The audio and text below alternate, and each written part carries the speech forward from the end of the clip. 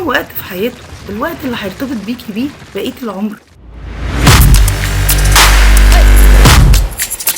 حابة النهاردة أكلمكم عن موضوع مهم جدا، يعني حقيقي لكل الأمهات الصغننين لسه جداد يا جماعة، يعني ليه يعني كل أم بتيجي أول طلب ليها وهي بتشتري الألعاب: أنا عايزة لعبة تلهي ابني عني. يعني انتي مدركة انتي بتقولي ايه بجد؟ هو انتوا عايزين تبعدوا عن ولادكم في الفترة اللي بيبتدوا يتعلموا فيها أصلا؟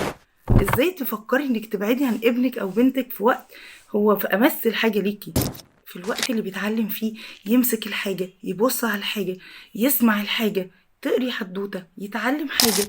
أهم وقت في حياته، الوقت اللي هيرتبط بيكي بيه بقية العمر. انتوا ازاي مش مدركين الحتة دي؟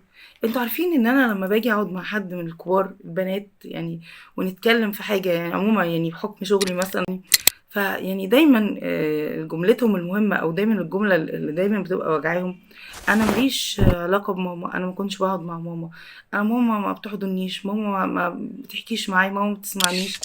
هو ده بيبقى نتيجة ايه؟ ان مفيش صلة يا جماعة من الاول بجد.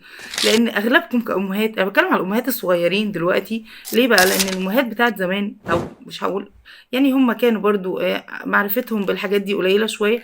كنت النهارده في عصر الانفتاح بقى، وفي تعليم ذاتي وكل حاجه قدامكم، فانتوا عارفين كويس قوي يعني ايه ان انتوا تبقوا قريبين من ولادكم، يعني ايه ده بيفرق في شخصيتهم ويفرق في نفسيتهم. لو سالت كمان يعني اي واحده فيكم هتقول نفس الكلام، يعني الاغلب هيقول نفس الكلام: انا كنت محتاجه امي. ركزوا شويه في اللي بتعملوه بجد، لان ده هيأثر عليهم مستقبلا. اتمنى ان كل ام تفكر كويس قوي ان اللعبه اللي هتجيبها دي مش مجرد لعبه.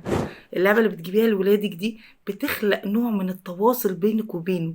انت بتجيبي لعبه مش عشان يتلهي بيها عنك، لا، تجيبي لعبه عشان تلعبي معاه، من خلالها تحكي له حدوته، من خلالها تعرفيه حاجه وهي اللعبه بتتفك مثلا، من خلالها تعرفيه حاجه عن الدنيا، من خلالها تقولي حاجه عن المواصلات، عن الصحه، عن الخضار، عن في بدايتها لو هو لسه مثلا لسه بيبتدي يمسك، فدي هنمسكها كده، دي هنتعلم كده، دي.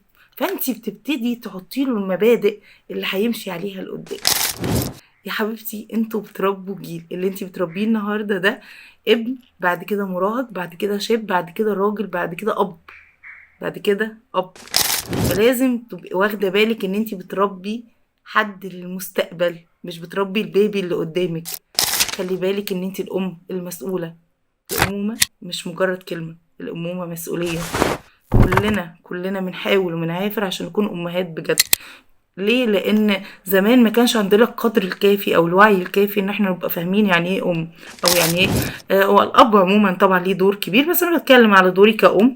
احنا مش مثاليين، احنا مش ملايكة، بس على الأقل على قدر من التعلم أو على قدر من العلم في الفترة أو العصر اللي احنا عايشينه، إن احنا فاهمين حاجات كتير نقدر نطبقها ونعملها مع ولادنا. خلوا بالكم من ولادكم.